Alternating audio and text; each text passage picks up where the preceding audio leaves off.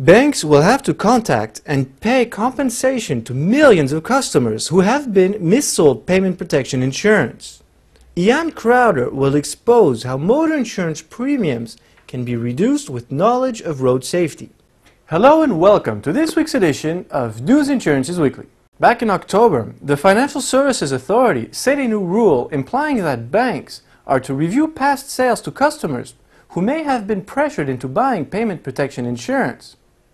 Judges have rejected the British Bankers Association's arguments that these rules are unfair because retrospective. Banks will now have to offer compensation, and experts believe this will amount to £4.5 billion for the banking industry. Since 2005, the FSA has recorded 1.5 million complaints concerning PPI. Earlier this year, we have met with Ian Crowder, Public Relations Manager for the AA, and asked him what can further be done to help reduce these costs. The main idea is to help young drivers better understand the risks related to driving.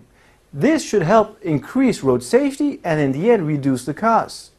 Let's listen to Ian Crowder.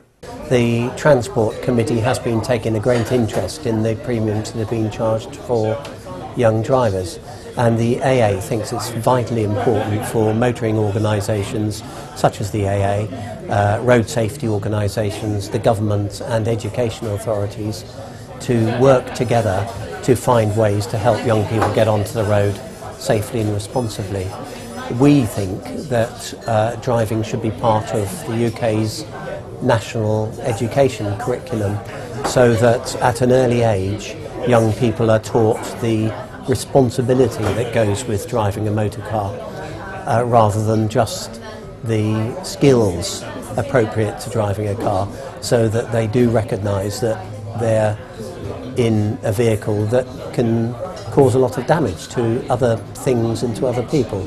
And the earlier you start that education, the more likely it is that when they come to take their driving test and buy their first car, that they will bear this in mind and will drive much more safely. For the AA has already sponsored a BTEC qualification for young people in driving technology, and already some of the insurance companies that the AA deals with are interested in this, because the BTEC will end with an exam and a qualification that will tell insurance companies they have gone through this test and that they recognise the responsibility that goes with driving.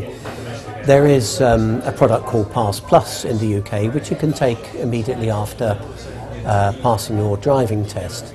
It's 6 sessions which take into account things like night driving, driving in cities, driving in the country, driving on motorways, but there is no exam at the end of it, and it has largely become discredited because the claims experience amongst insurance companies, those who have taken Pass Plus and those who haven't, claims experience isn't so very different, and it needs a drastic overhaul if Pass Plus is to continue, and it does need to have some kind of exam or test at the end of it to show that young people have taken on board the things that they've learned and they're not doing it simply to get a lower insurance premium.